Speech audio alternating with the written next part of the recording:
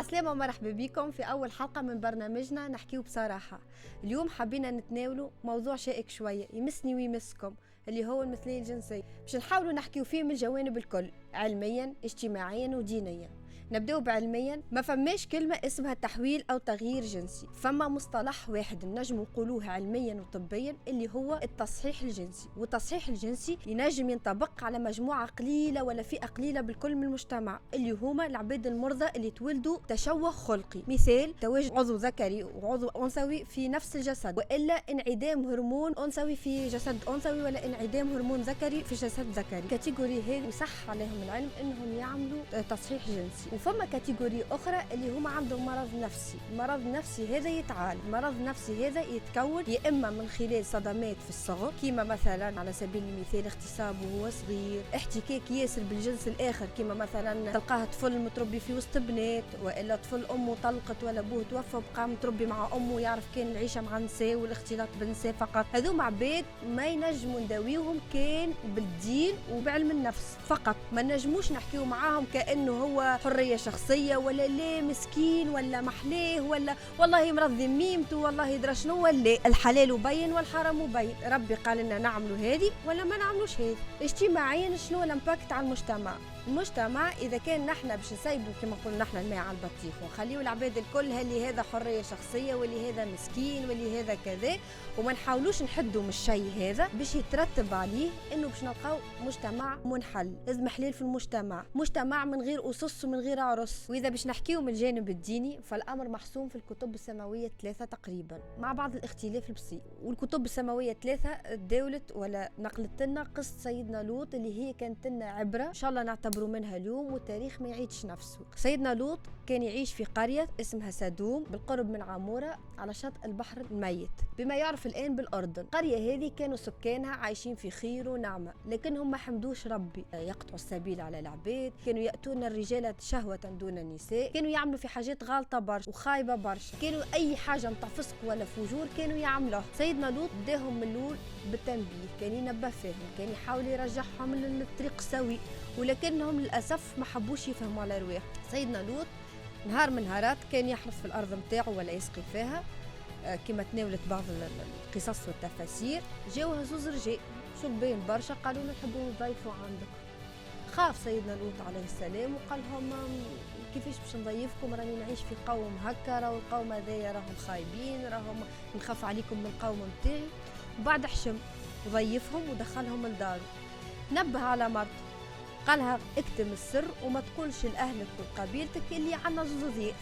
مرته ما كتمتش السر وخانته، مش الخيانة المعروفة متاعنا نحن اللي نعرفوها، خانته خاطر الأنبياء منزين على الخيانات هذيا، أما خانته دينيا. مشات طلعت فوق السطح وشعلت النار باش تعلم أهلها اللي عندهم زوز ضيوف في الدار. فما مجموعة ولا زمرة من القرية جاو دقوا على سيدنا لوط وطالبوا بالزوز رجال هذوكم.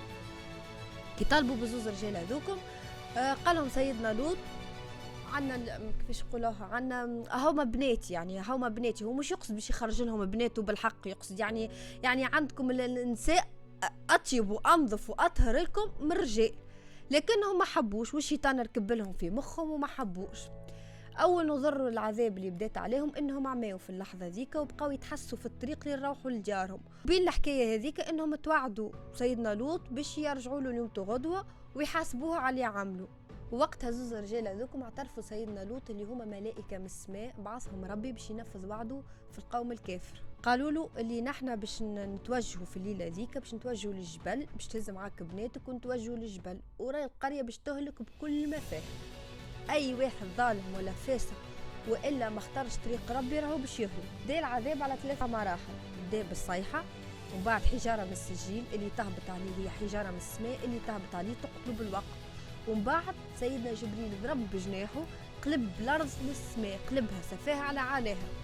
وبما انه القريه كلها هلكت معاهم زاد مرت سيدنا لوط. تقول القايل اللي هي ما كانتش تمارس في الفحشاء كيفهم، الا انها كانت تتساند وكانت تشجع في الحكايه ذيك.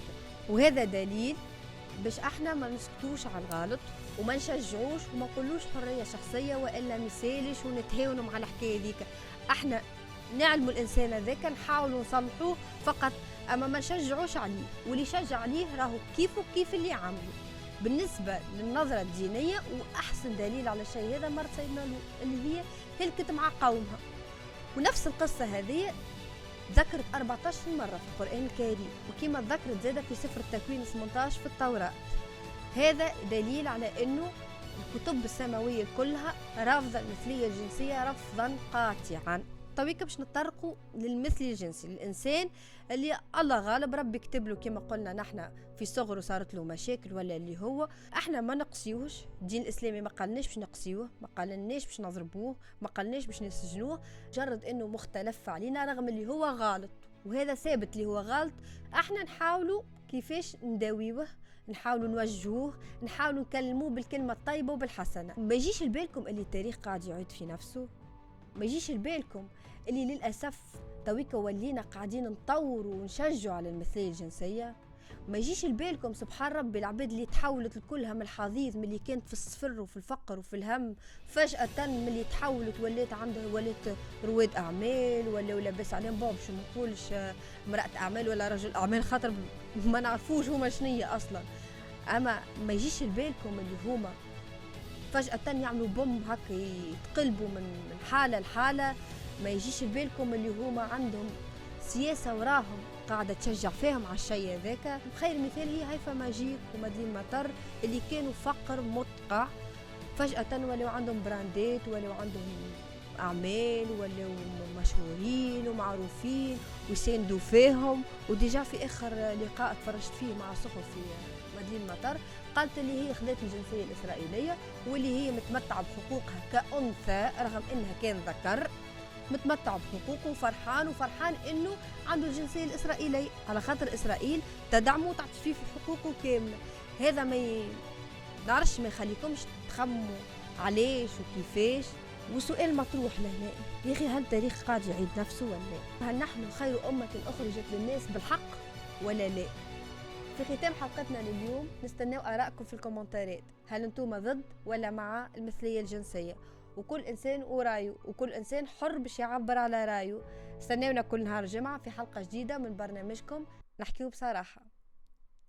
ولوطا إذ قال لقومه أتأتون الفاحشة وأنتم تبصرون أئنكم لتأتون الرجال شهوة من دون النساء بل أنتم قوم تجهلون. فما كان جواب قومه إلا أن قالوا أخرجوا آل لوط من قريتكم إنهم أناس يتطهرون. فأنجيناه وأهله إلا امرأته قدرناها من الغابرين. وأمطرنا عليهم مطرا فساء مطر المنذرين.